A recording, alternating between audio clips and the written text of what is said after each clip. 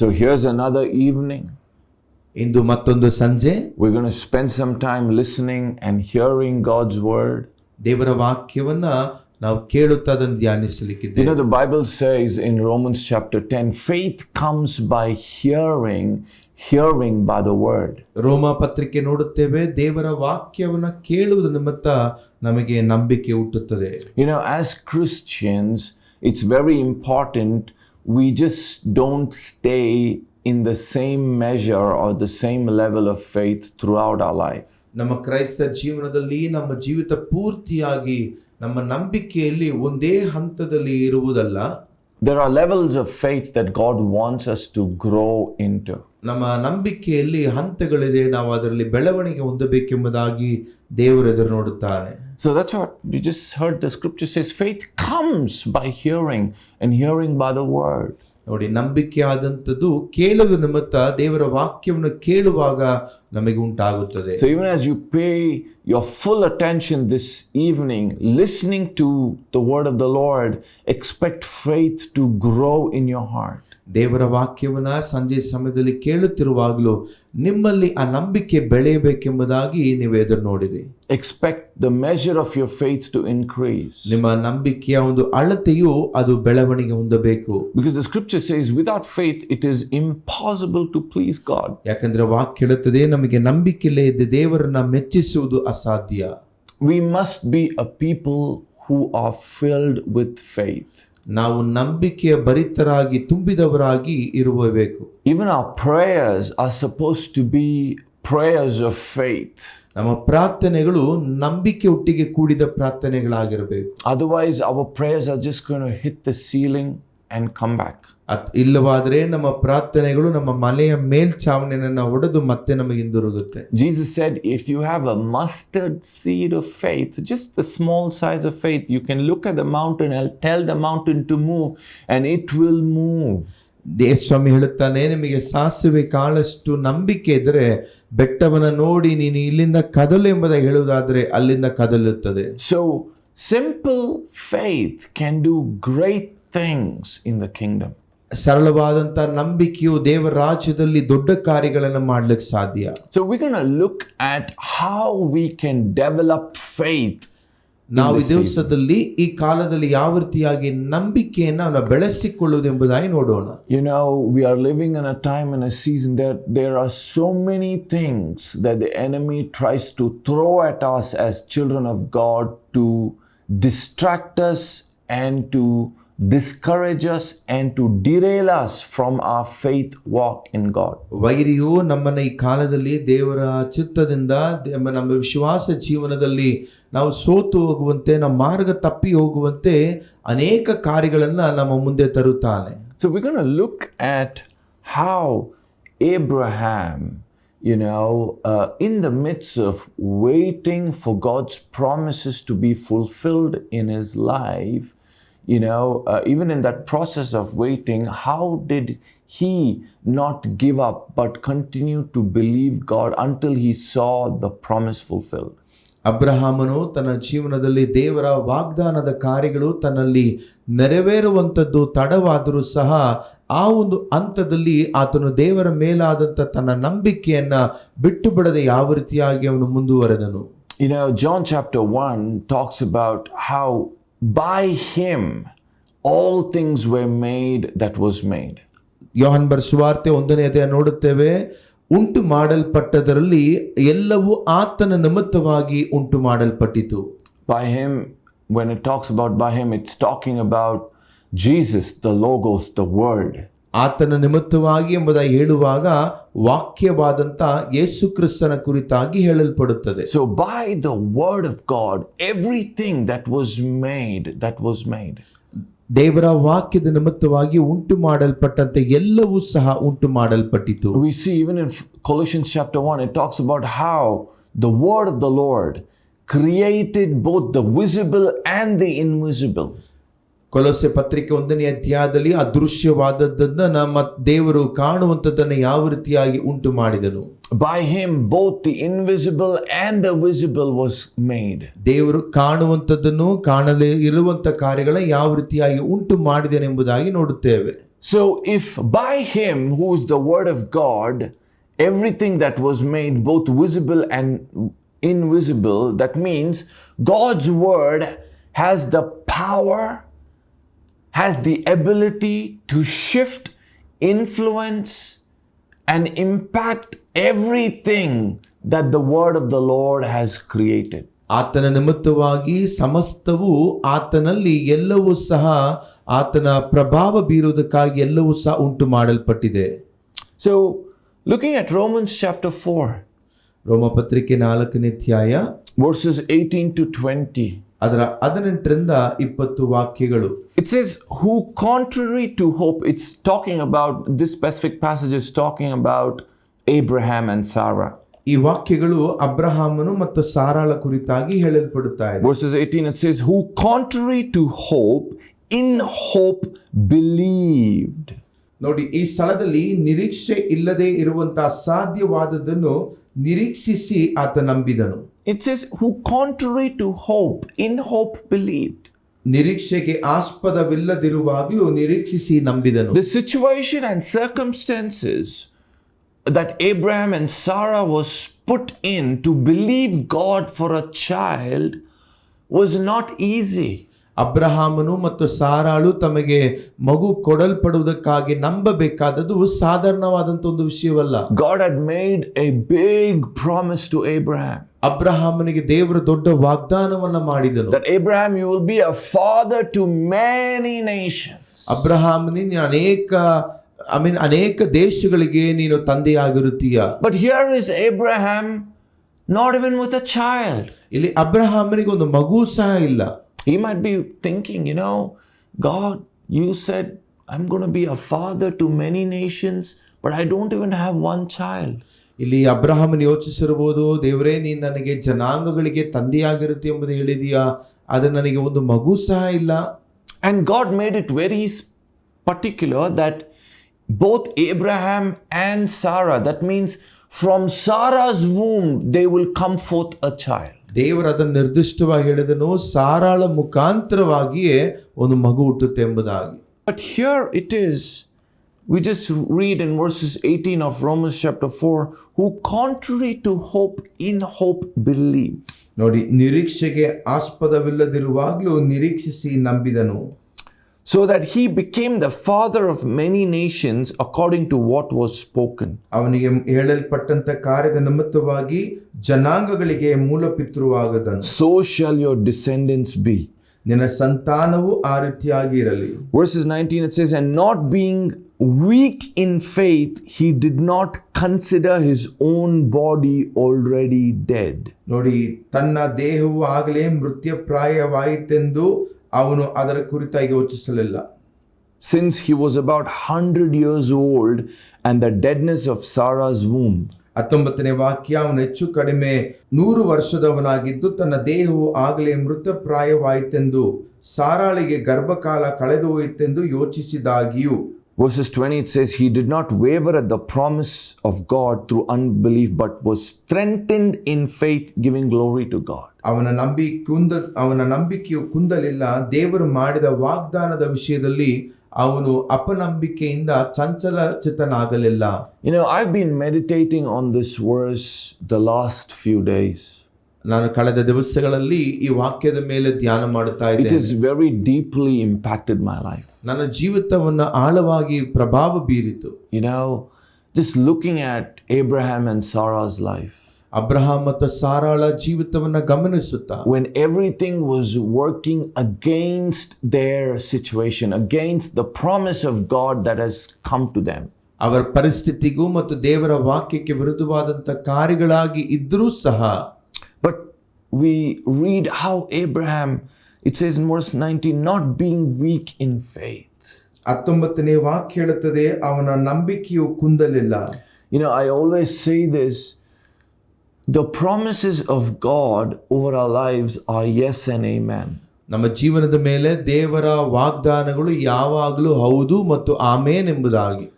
Probably God must have spoken to you through the word, or the promise of God must have come to you through a prophecy, But I always say that the promises of God do not come to pass automatically in our lives. ನಿಮಗೆ ನೇರವಾಗಿ ದೇವರ ವಾಗ್ದಾನಗಳು ಆತನ ವಾಕ್ಯದ ಮುಖಾಂತರ ಅಥವಾ ಪ್ರವಾದನೆಯಾಗಿ ಅದು ಬಂದಿರಬಹುದು, ಅದು ಹಾಗೇ ನಮಗೆ ಬರುವಂತದಲ್ಲ. A lot of times we think, just because God has spoken, it will just happen in our lives. ದೇವರು ನನಗೆ ನೇರವಾಗಿ ಮಾತನಾಡಿದ್ದಾನೆ, ಹಾಗೆ ಕಾರ್ಯರೂಪಕ್ಕೆ ಬಂದ್ಬಿಡುತ್ತದೆ ಎಂಬುದಾಗಿ ಅಲ್ಲ. All biblical prophecies, the things that has been mentioned in the Bible, all biblical prophecies are unconditional. They are bound to happen. But all personal prophecies and the promises that God makes to us is conditional. It requires our obedience. ನೋಡಿ, ದೇವರ ವಾಗ್ದಾನಗಳಲ್ಲಿ ಇರುವಂತ ಕಾರ್ಯಗಳೆಲ್ಲವೂ ನಮಗೆ ಕೊಡಲ್ಪದ ವಾಗ್ದಾನಗಳು ಅದು ಮಿತಿ ಇಲ್ಲದೆ ಇರುವಂತದ್ದು. ಆದರೆ ವೈಯಕ್ತಿಕವಾಗಿ ಬರುವಂತ ವಾಗ್ದಾನಗಳಿಗೆ ಕೆಲವೊಂದು ಅದರಲ್ಲಿ ನೇಮನಿಷ್ಠೆ ಇದೆ. So Abraham had a promise from God. ಅಬ್ರಹಾಮನಿಗೆ ದೇವರ ಬಳಿಯಿಂದ ವಾಗ್ದಾನವಿತ್ತು, that God would make him a father of many nations. ಅನೇಕ ಜನಾಂಗಗಳಿಗೆ ಅವನನ್ನ ದೇವರ ತಂದೆಯಾಗಿ ಮಾರ್ಪಡಿಸ್ತಾನೆ ಎಂಬುದಾಗಿ. But the journey was not easy. ಆದರೆ ಅವನ ಪ್ರಯಾಣವು ಸುಲಭಕರವಾಗಿರಲಿಲ್ಲ. The scripture says, who contrary in hope. So that means everything was against the winds in his life. ಅವನ ಜೀವನದಲ್ಲಿ ಎಲ್ಲವೂ ಸಹ ತದ್ವಿರುದ್ಧವಾಗಿದ್ರೂ ಸಹ, his body was about 100 years old. ಅವನ ದೇಹವು ಅದು 100 ವರ್ಷವಾಗಿತ್ತು. He might be looking at God and saying, God, how will I even have a child at this time? ದೇವರು ನೋಡಿ ಹೇಳಿರಬಹುದು, ದೇವರೇ ಈ ಒಂದು ಕಾಲದಲ್ಲಿ ಸಮಯದಲ್ಲಿ ಯಾವ ರೀತಿ ನನಗೆ ಮಗು ಹುಟ್ಟುತ್ತೆ. But the scripture says, verse 20, he did not waver at the promise of God. ಆದರೆ ದೇವರ ವಾಕ್ಯ ಹೇಳುತ್ತದೆ, ಅವನ ನಂಬಿಕೆಯಲ್ಲಿ ಅವನು ಚಂಚಲಚಿತ್ತನಾಗಲಿಲ್ಲ. He so firmly believed in the nature and the character of God. ಅವನು ದೇವರ ಒಂದು ಸ್ವಭಾವದಲ್ಲಿ, ಗುಣದಲ್ಲಿ ಅಷ್ಟಾಗಿ ಅವನು ನಂಬಿದನು. He told to himself, yes, my body might be 100 years old, but I know my God who has spoken to me. ಅವನು ತನಗೆ ಹೇಳುವಂತ ಕಾರ್ಯ, ಹೌದು, ನನ್ನ ಶರೀರವು 100 ವರ್ಷದಾಗಿದ್ರೂ ಸಹ ನನಗೆ ವಾಗ್ದಾನ ಮಾಡಿ ದೇವರು ಯಾರೆಂಬುದಾಗಿ ಗೊತ್ತು. I know my God who has promised me a child. ನನ್ನ ದೇವರು ನನಗೆ ಮಗುವನ್ನ ವಾಗ್ದಾನ ಮಾಡಿದ್ದಾನೆ. I know my God who has told me next year by now you will have a child. ನನಗೆ ವಾಗ್ದಾನ ಮಾಡಿದಂತ ದೇವರು ಮುಂದಿನ ವರ್ಷದಲ್ಲಿ ನಿನಗೆ ಮಗು ಇರುತ್ತೆ ಎಂಬುದಾಗಿ ಹೇಳಿದ್ದಾನೆ. Everything around me might look impossible at present. ಇರುವಂತ ಪರಿಸ್ಥಿತಿಯಲ್ಲಿ ಎಲ್ಲವೂ ಸಹ ಅಸಾಧ್ಯ ಎಂಬಂತ ರೀತಿಯಲ್ಲಿ ಇರಬಹುದು. But I'm going to continue to believe in his word. ಆದರೆ ನಾನು ಪ್ರಾರಂಭಿಕವಾಗಿ ಆತನ ವಾಕ್ಯವನ್ನು ನಂಬುತ್ತೇನೆ. I'm going to continue to believe in what he has promised me. ನನಗೆ ಆತನು ಏನು ವಾಗ್ದಾನ ಮಾಡಿದ್ದಾನೋ ಅದನ್ನು ನಾನು ನಂಬುತ್ತೇನೆ. I want to let you know, if you are in a similar situation, ನಿಮಗೆ ಹೇಳಲಿಕ್ಕೆ ಬಯಸ್ತೇನೆ, ಇಂಥ ಒಂದು ಪರಿಸ್ಥಿತಿಯಲ್ಲಿ ನೀವು ಇರುವುದಾದರೆ, where probably you were expecting God to do something in your life and you even have a promise from the Lord in that particular area of your life, but it looks like everything about that specific area is going against you. ನೀವು ದೇವರ ಬಳಿಯಿಂದ ಒಂದು ವಿಷಯವನ್ನು ಎದುರು ನೋಡುತ್ತಾ ಇದ್ದು ಅದರ ಕುರಿತಾದಂತ ವಾಗ್ದಾನವನ್ನ ಹೊಂದಿಯೂ ಸಹ, ಆದರೆ ಅದಕ್ಕೆ ವಿರುದ್ಧವಾದಂತ ಕಾರ್ಯಗಳಲ್ಲಿ ಪರಿಸ್ಥಿತಿಯಲ್ಲಿ ಇದ್ರೂ ಸಹ, but God wants you to be strengthened in faith, continuing to believe in his word. ಆತನ ವಾಕ್ಯದಲ್ಲಿ ನೀವು ಪೂರ್ಣವಾಗಿ ಇನ್ನೂ ನಂಬಿಕೆಯಲ್ಲಿ ಬೆಳೆದು ಮುಂದುವರಿಯಬೇಕು ಎಂಬುದಾಗಿ ಬಯಸ್ತಾನೆ. Verses 20, it says, he did not waver the promise of God through unbelief. ದೇವರು ಮಾಡಿದ ವಾಗ್ದಾನದ ವಿಷಯದಲ್ಲಿ ಅವನು ಅಪನಂಬಿಕೆಯಿಂದ ಚಂಚಲಚಿತ್ತನಾಗಲಿಲ್ಲ. Sadly, one of the most prevailing spirit amongst a lot of Christians is the spirit of unbelief. ನಮ್ಮಲ್ಲಿ ಅನೇಕ ಕ್ರೈಸ್ತರಲ್ಲಿ ಇನ್ನೂ ಮುಂದುವರಿತಿರುವಂತ ಒಂದು ವಿಷಯವೇನೆಂದ್ರೆ ಅಪನಂಬಿಕೆ ಆದಂತದ್ದು. We might call ourselves believers, but it's only from our mouth, but in our heart, do we really believe in God's word and his promises over our lives? ನಾವು ಬಾಯಿಗಳಿಂದ ನಾವು ವಿಶ್ವಾಸಿಗಳೆಂಬುದಾಗಿ ಹೇಳಿಕೊಳ್ಳಬಹುದು, ಆದರೆ ದೇವರ ವಾಕ್ಯವನ್ನ ನಮ್ಮ ಹೃದಯದಿಂದ ನಾವು ನಂಬುತ್ತೇವಾ? Are we really believers or are we unbelieving believers? ನಾವು ನಿಜವಾಗ್ಲೂ ವಿಶ್ವಾಸಿಗಳ ಅಥವಾ ವಿಶ್ವಾಸ ಇಡದೇ ಇರುವಂತ ವಿಶ್ವಾಸಿಗಳ? You know, like I mentioned in Romans chapter 10, it says, faith comes by hearing and hearing by the word. ದೇವರ ವಾಕ್ಯ ಆಮೇಲೆ ರೋಮ ಪತ್ರಿಕೆ 10ನೇ ವಾಕ್ಯ ನೋಡುತ್ತೇವೆ. ಆಮೇಲೆ ನಂಬಿಕೆಯಾದಂಥದ್ದು ಆಮೇಲೆ ನಾವು ದೇವರ ವಾಕ್ಯವನ್ನು ಕೇಳುವಾಗ ಬರುತ್ತದೆ. Hebrews chapter 11, it says, it is impossible to please God without faith. ಇಬ್ರಿಯ ಪತ್ರಿಕೆ ನೋಡುತ್ತೇವೆ, ನಂಬಿಕೆಯಿಲ್ಲದೆ ದೇವರನ್ನು ಮೆಚ್ಚಿಸುವುದು ಅಸಾಧ್ಯ ಎಂಬುದಾಗಿ. This might not make sense to an intelligent mind. ನೋಡಿ, ಇದು ಒಂದು ಜ್ಞಾನಭರಿತವಾದಂಥ ಒಂದು ಮನಸ್ಸಿಗೆ ಇದು ಏನು ಅಷ್ಟು ಪ್ರಯೋಗವಾಗಲ್ಲ. But faith is not of the mind. ನಂಬಿಕೆ ಎಂಬಂಥದ್ದು ನಮ್ಮ ಮನಸ್ಸಿಗೆ ಸಂಬಂಧಪಟ್ಟದಲ್ಲ. You don't grow in faith by doing mind exercises. ನೋಡಿ, ನಾವು ನಮ್ಮ ಮೆದುಳಿಗೆ ಕೆಲವೊಂದು ಕೆಲಸ ಕೊಟ್ಟು ಅದರಲ್ಲಿ ಮಾಡುವಂತ ಕಾರ್ಯವಲ್ಲ. Faith is of the spirit. ಆ ನಂಬಿಕೆ ಆದಂಥದ್ದು ನಮ್ಮ ಆತ್ಮಕ್ಕೆ ಸಂಬಂಧಪಟ್ಟದ್ದು. Faith is of the heart, is of the spirit. ಅದು ನಮ್ಮ ಹೃದಯಕ್ಕೆ ಆತ್ಮಕ್ಕೆ ಸಂಬಂಧಪಟ್ಟದ್ದು. So as we open our hearts, as we open our spirit to God's word, ದೇವರ ವಾಕ್ಯಕ್ಕೆ ನಮ್ಮ ಹೃದಯವನ್ನ ನಾವು ತೆರೆದುಕೊಡುವಾಗ, as we meditate on the word of the Lord, ದೇವರ ವಾಕ್ಯವನ್ನ ನಾವು ಧ್ಯಾನಿಸುವಾಗ, and not only that, but it is also important, just like how we saw, faith comes by hearing the word. ನಾವು ನೋಡಿದ ಹಾಗೆ ದೇವರ ವಾಕ್ಯದಲ್ಲಿ ನಂಬಿಕೆಯಾದಂಥದ್ದು ವಾಕ್ಯವನ್ನು ಕೇಳುವಾಗ ಉಂಟಾಗುತ್ತದೆ. You know, yes, it's good that we read our Bibles.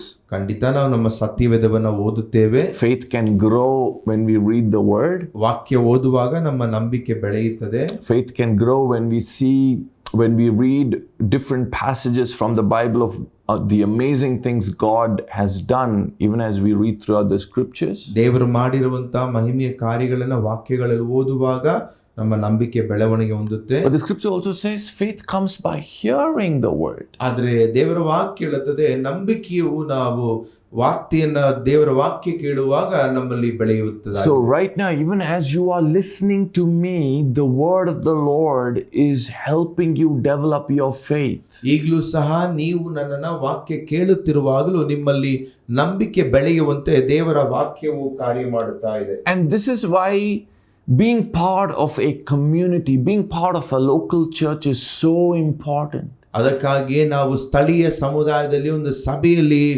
ಭಾಗಿಯಾಗಿರುವಂಥದ್ದು ತುಂಬಾ ಮುಖ್ಯ. You know, be it Sunday after Sunday or even throughout the week, being part of the church community is so important. ನಾವು ಭಾನುವಾರದಲ್ಲಾಗಿರ್ಬೋದು ಅಥವಾ ವಾರದ ಎಲ್ಲ ಕಾರ್ಯಗಳಲ್ಲೂ ಸಹ ನಾವು ಒಂದು ಸಮುದಾಯದ ಸಭೆಯಲ್ಲಿ ಇರುವಂಥದ್ದು ತುಂಬಾ ಮುಖ್ಯ. Where your apostle, where your pastor comes every Sunday bringing forth God's word to you that helps you develop your faith. ನಿಮ್ಮ ಸಭಾಪಾಲಕನು ನಿಮಗೆ ವಾಕ್ಯವನ್ನು ತರುವಾಗ ಅದು ನಿಮ್ಮ ಒಂದು ನಂಬಿಕೆಯು ಬೆಳವಣಿಗೆ ಹೊಂದಲಿಕ್ಕೆ ಸಹಾಯ ಮಾಡುತ್ತೆ. So don't be a lone ranger. ಬರೀ ನೀವು ಒಬ್ಬರಾಗಿ ಅಲೆಮಾರಿಯಾಗಿರಬೇಡಿ. Don't be someone who doesn't go to church. ಸಭೆಗೆ ಹೋಗದೇ ಇರುವಂತ ವ್ಯಕ್ತಿಯಾಗಿರಬೇಡಿ. It's very important that we must be planted in a local church. ನಾವು ಒಂದು ಸ್ಥಳೀಯ ಸಭೆಯ ಸದಸ್ಯರಾಗಿರಬೇಕು. You must find your spiritual house. ನೀವು ನಿಮ್ಮ ಆತ್ಮಿಕ ಮನೆಯನ್ನ ಕಂಡುಕೊಳ್ಳಬೇಕು. You must find your spiritual father. ನೀವು ನಿಮ್ಮ ಆತ್ಮಿಕ ತಂದೆಯನ್ನ ಕಂಡುಕೊಳ್ಳಬೇಕು. And some of you are watching me right now. Your life is depleted of grace. ನಿಮ್ಮ ಒಂದು ಈ ಕಾರ್ಯಕ್ರಮ ನೋಡುತ್ತಿರುವಂತ ನಿಮ್ಮ ಒಂದು ಜೀವಿತವು ಕೃಪೆ ಭರಿತದಾಗಿದೆ. Your life is empty of God's grace. ದೇವರ ಒಂದು ಕೃಪೆಯಾದಂತದ್ದು ನಿಮ್ಮಲ್ಲಿ ಬರಿದಾಗಿದೆ. It seems like heaven is brass over you. ಪರಲೋಕವು ನಿಮ್ಮ ಕುರಿತಾಗಿ ಅದು ಮುಚ್ಚಲ್ಪಟ್ಟಿದೆ. I want to encourage you to find your house, find a local church and be planted in it. ನೀವು ಸ್ಥಳೀಯ ಸಭೆಯನ್ನ ನೋಡಿ ಕಂಡುಕೊಳ್ಳಿರಿ, ಅಲ್ಲಿ ಭಾಗಿಯಾಗಿ. And then you will see how heavens will open up over your life. ಆಗ ನಿಮಗಾಗಿ ಪರಲೋಕವು ತೆರೆಯಲ್ಪಡುವುದನ್ನು ನೀವು ನೋಡುತ್ತೀರಾ. Find a good church, find a right church. ನಿಮಗಾದಂತ ಒಂದು ಒಳ್ಳೆಯ ಸರಿಯಾದಂತ ಸಭೆಯನ್ನ ಕಂಡುಕೊಳ್ಳಿರಿ. Where God's word has been preached without compromise. ಯಾವುದೇ ರೀತಿಯಾದಂತ ಕಾಂಪ್ರಮೈಸ್ ಇಲ್ಲದೆ ದೇವರ ವಾಕ್ಯ ಸಾರಲ್ಪಡುವಂತ ಸಭೆಯನ್ನು ಕಂಡುಕೊಳ್ಳಿ. Then you will see how the grace of God will flow in your life. ಆಗ ನಿಮ್ಮ ಜೀವನದಲ್ಲಿ ದೇವರ ಕೃಪೆ ಯಾವ ರೀತಿಯಾಗಿ ನಡೆಸೆಂಬುದಾಗಿ ನೋಡುತ್ತೀರಾ. And not only that, but every time you become part of the community, every time when you gather in your local church, not only is your faith growing, but there is a cleansing taking place. ನೀವೊಂದು ಸ್ಥಳೀಯ ಸಭೆಯಲ್ಲಿ ಸಮುದಾಯದ ಭಾಗಿಯಾಗಿ ನೀವು ಮಾರ್ಪಡುವಾಗ ಅಲ್ಲಿ ಕೃಪೆ ಮಾತ್ರ ಬೆಳವಣಿಗೆ ಹೊಂದುವುದಲ್ಲ, ನೀವು ಪ್ರತಿ ಸಾರಿಯೂ ಸಹ ಶುದ್ಧೀಕರಿಸಲ್ಪಡುತ್ತೀರಿ. God's word purifies our lives. ದೇವರ ವಾಕ್ಯವು ನಮ್ಮ ಜೀವನವನ್ನ ಶುದ್ಧೀಕರಿಸುತ್ತದೆ. God's word bring things in order, those things that are not in order in our lives. ನಮ್ಮ ಜೀವನದಲ್ಲಿ ಕ್ರಮವಿಲ್ಲದೆ ಇರುವಂತಹ ಕಾರ್ಯಗಳನ್ನ ದೇವರ ವಾಕ್ಯವು ಕ್ರಮತೆಗೆ ತರುತ್ತದೆ. Just like how we see in Genesis chapter 1, that which was without form, dark and void, the word of the Lord brought forth divine order. ನಾವು ಆದಿಕಾಂಡದಲ್ಲಿ ನಾವು ಓದುವಾಗ ಯಾವ ರೀತಿಯಾಗಿ ದೇವರ ವಾಕ್ಯವು ಕ್ರಮವಿಲ್ಲದೆ ಬರಿದಾಗಿದ್ದದನ್ನ ಕ್ರಮತೆಗೆ ತೆಗೆದುಕೊಂಡು ಬಂದಿತು. Something interesting there is this.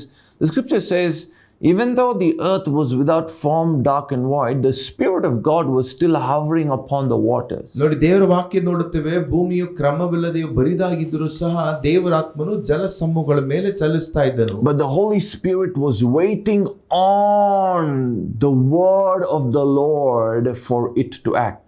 ಪವಿತ್ರಾತ್ಮನು ದೇವರ ವಾಕ್ಯವು ಕಾರ್ಯ ಮಾಡುವುದಕ್ಕಾಗಿ ಕಾಯುತ್ತಾ ಇದ್ದನು.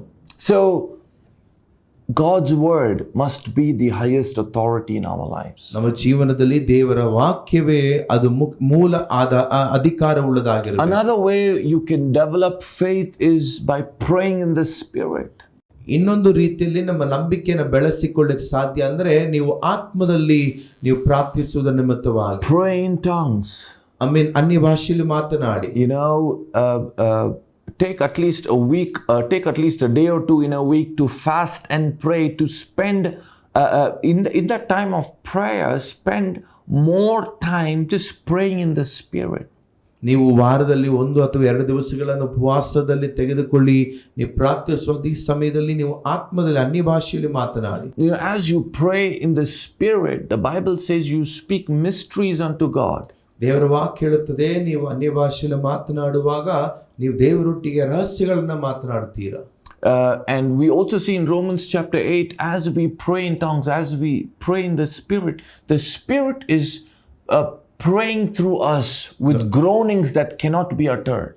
ನಾವು ಆತ್ಮದಲ್ಲಿ ನಾವು ಪ್ರಾರ್ಥಿಸುವಾಗ ದೇವರ ವಾಕ್ಯದಲ್ಲಿ ನೋಡುತ್ತೇವೆ, ರೋಮ ಪತ್ರಿಕೆ 8ನೇ ಅಧ್ಯಾಯದಲ್ಲಿ ಪವಿತ್ರಾತ್ಮನು ನಮ್ಮೊಟ್ಟಿಗೆ ನಮ್ಮ ಆತ್ಮದಲ್ಲಿ ಆತನು ಪ್ರಾರ್ಥಿಸ್ತಾನೆ. So here are a few ways that I've listed out that you can really develop your faith in this season. ಈ ಒಂದು ಕಾಲದಲ್ಲಿ ನಿಮ್ಮ ನಂಬಿಕೆಯನ್ನು ಬೆಳೆಸಿಕೊಳ್ಳಕ್ಕಾಗಿ ಕೆಲವೊಂದು ವಿಷಯಗಳನ್ನ ನಿಮಗೆ ತಿಳಿಸಿಕೊಟ್ಟಿದ್ದೇನೆ. Let me pray with you. ನಿಮ್ಮೊಟ್ಟಿಗೆ ಸೇರಿ ನಾನು ಪ್ರಾರ್ಥಿಸ್ತೇನೆ. Father, in the name of Jesus, ತಂದೆಯೇ, ಯೇಸುವಿನ ನಾಮದಲ್ಲಿ we thank you, Lord, for your people. ನಿನ್ನ ಜನರಿಗಾಗಿ ವಂದನೆಗಳು ಸ್ವಾಮಿ. God, we thank you that without faith it is impossible to please you. ದೇವರೇ, ನಂಬಿಕೆ ಇಲ್ಲದೆ ನಿನ್ನನ್ನು ಮೆಚ್ಚಿಸುವುದು ಅಸಾಧ್ಯ. Father, help us to grow in our faith in you.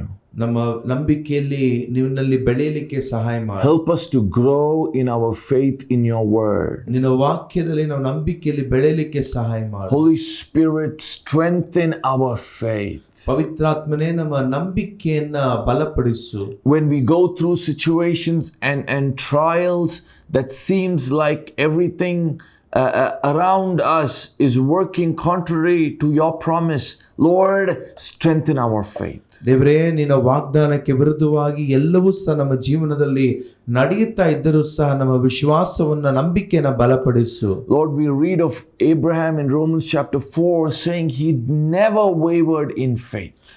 ಅಬ್ರಹಾಮನ ಕುರಿತಾಗಿ ರೋಮಾಪುರದವರಿಗೆ ಬರೆದ ಪತ್ರಿಕೆ 4ನೇ ಅಧ್ಯಾಯದಲ್ಲಿ ಅವನು ತನ್ನ ನಂಬಿಕೆಯಲ್ಲಿ ಚಂಚಲವಾಗಲಿಲ್ಲ ಎಂಬುದಾಗಿ ನೋಡುತ್ತೇವೆ. Lord, help us to not waver in our faith in you. ದೇವರೇ, ನಿನ್ನಲ್ಲಿರುವಂತ ನಂಬಿಕೆಯಲ್ಲಿ ನಾವು ಸಹ ಚಂಚಲರಾಗದಂತೆ ನಮ್ಮನ್ನ ಕಾಪಾಡು. Father, I pray right now that you will uproot every spirit of unbelief out of our lives. ದೇವರೇ, ನಮ್ಮ ಜೀವನದಿಂದ ಎಲ್ಲ ಅವಿಶ್ವಾಸದ ಕಾರ್ಯಗಳನ್ನ ನೀನು ತೆಗೆದುಹಾಕು ಸ್ವಾಮಿ. Help us to be believing believers. ದೇವರೇ, ವಿಶ್ವಾಸವಿಡುವಂತ ವಿಶ್ವಾಸಿಗಳಾಗಿ ನಮ್ಮನ್ನ ಮಾರ್ಪಡಿಸು. Help us to believe in your word. ನಿನ್ನ ವಾಕ್ಯದಲ್ಲಿ ನಾವು ವಿಶ್ವಾಸ ಇಡಲಿಕ್ಕೆ ಸಹಾಯ ಮಾಡು. Let your word be the highest authority in our lives. ದೇವರೇ, ನಮ್ಮ ಜೀವನದಲ್ಲಿ ನಿನ್ನ ಒಂದು ವಾಕ್ಯವೇ ಅಧಿಕಾರವೇ ಮುಖ್ಯವಾಗಿರಲಿ. Let your word word minister to us, God.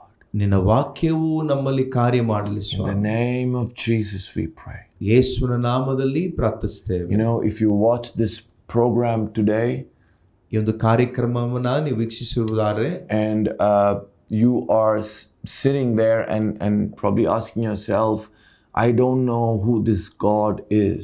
ನೀವು ಕಾರ್ಯಕ್ರಮನ ನೋಡುತ್ತಿರುವಾಗ ಈ ದೇವರು ಯಾರೆಂಬುದಾಗಿ ನನಗೆ ಗೊತ್ತಿಲ್ಲ ಎಂಬುದಾಗಿ I ಹೇಳುವುದಾದರೆ want to let you know that Jesus came into this world 2000 years ago in the form of man to die for our sins. ಯೇಸು ಕ್ರಿಸ್ತನು 2000 ವರ್ಷಗಳ ಹಿಂದೆ ಮನುಷ್ಯನ ಅವತಾರವನ್ನ ತಾಳಿ ನಮ್ಮ ಪಾಪಗಳಿಗಾಗಿ ಆತನು ಸಾಯಲಿಕ್ಕಾಗಿ ಬಂದನು. And he rose again. ಆತನು ಮತ್ತೆ ಪುನರುತ್ಥಾನ ಹೊಂದಿದನು. And he's coming back again soon. ಆತನು ಮತ್ತೆ ಬೇಗ The ಬರ್ಲಿಕ್ಕಿದ್ದಾನೆ. scripture says, whoever believes in him will have everlasting life. ದೇವರ ವಾಕ್ಯ ಹೇಳುತ್ತದೆ, ಯಾರೆಲ್ಲ ಆತನ ನಂಬುತ್ತಾರೋ ಅವರಿಗೆ ನಿತ್ಯ ಜೀವವಿದೆ. All you have to do is believe it with your heart and confess it with your mouth that Jesus is Lord. ನೀವು ಮಾಡಬೇಕಾದದೆಲ್ಲವೂ ನಿಮ್ಮ ಹೃದಯದಲ್ಲಿ ಆತ ನಂಬಿ ಬಾಯಲ್ಲಿ ಆತನೇ ಕರ್ತನು ರಕ್ಷಕನೆಂಬುದಾಗಿ ಅರಿಕೆ I want ಮಾಡಿ. you to pray this simple prayer with me this evening. ಈ ಸಂಜೆ ನನ್ನೊಟ್ಟಿಗೆ ಸೇರಿ ಈ ಒಂದು ಪ್ರಾರ್ಥನೆಯನ್ನು ಮಾಡಿ. If you want to make Jesus as your Lord and Savior, ನಿಮ್ಮ ಜೀವನದಲ್ಲಿ ಯೇಸು ಕ್ರಿಸ್ತನನ್ನ ಕರ್ತನು ರಕ್ಷಕನಾಗಿ ಅಂಗೀಕರಿಸಲಿಕ್ಕೆ ಬಯಸಿದ್ರೆ I want you to say this with me, saying, Dear Lord Jesus, ಪ್ರಿಯ ಯೇಸುವೇ, I want you to come into my heart. ನನ್ನ ಹೃದಯದೊಳಗೆ ನೀವು ಬನ್ನಿರಿ. Lord, please save my soul. ದೇವರೇ, ನನ್ನ ಆತ್ಮವನ್ನ ರಕ್ಷಿಸು. Cleanse me with your blood. ನಿನ್ನ ರಕ್ತದಿಂದ ನನ್ನನ್ನು ತೊಳೆದು. I believe you died for my sins. ನಾನು ನಂಬುತ್ತೇನೆ ನೀನು ನನ್ನ I ಪಾಪಗಳಿಗಾಗಿ ಸತ್ತೆ. believe you rose again. ನೀ ನನಗಾಗಿ ಪುನರುತ್ಥಾನ ಹೊಂದಿದೆ. I believe you're coming back again soon. ನೀನು ಮತ್ತೆ ಬರ್ಲಿಕ್ಕಿದೀಯಾ. Be the Lord of my life. ನನ್ನ ಜೀವನದ ಕರ್ತನಾಗಿರು. In Jesus' name. ಯೇಸುವಿನ ನಾಮದಲ್ಲಿ.